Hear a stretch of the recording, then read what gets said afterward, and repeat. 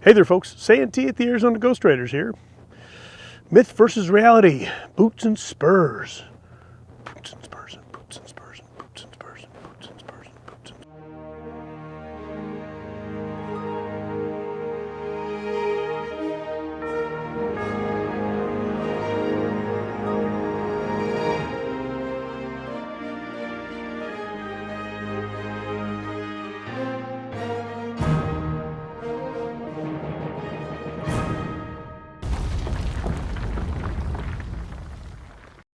When I first started this channel, I had a young man who told me that until he saw my video, he thought every man in the Old West wore spurs.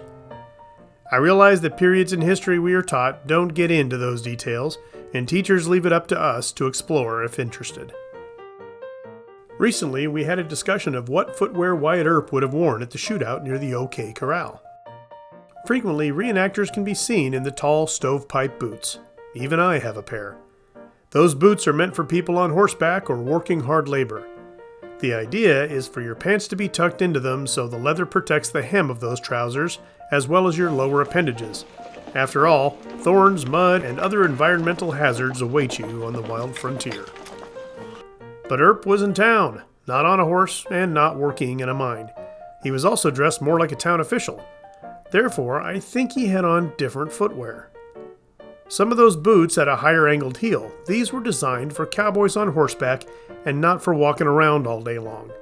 To be frank, wearing stovepipes at events for hours wears many of us out. Therefore, a variety of shoe styles were available for the townies. There's the kind of walk you walk when you're walking proud. Dude, you're sitting. Shooby-dooby-doo. Oxford lace-ups were a dress shoe that definitely saw use in the West. We still have them today in basically the same styles.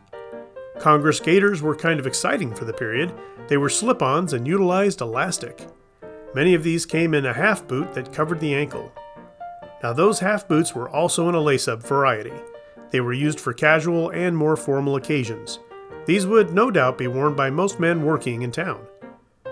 There were similar styles for women and different heels. There was a high heel like today, but no real stiletto heels. One of the lowest was listed as old ladies' lace shoes. Ageism at its finest.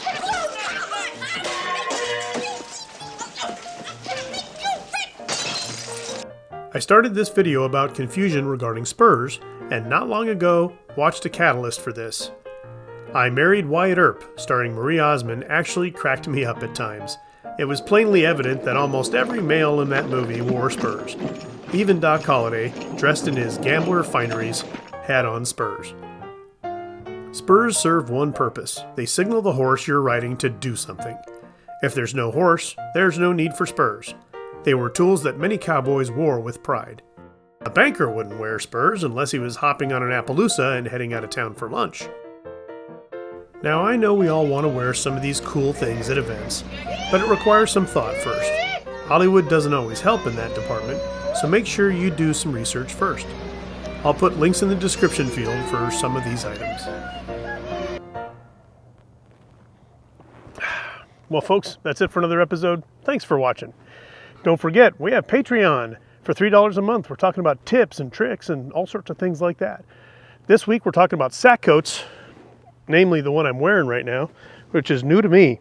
So yeah. Oh, we also have Teespring. That has merchandise like mugs and shirts and hoodies and parachutes.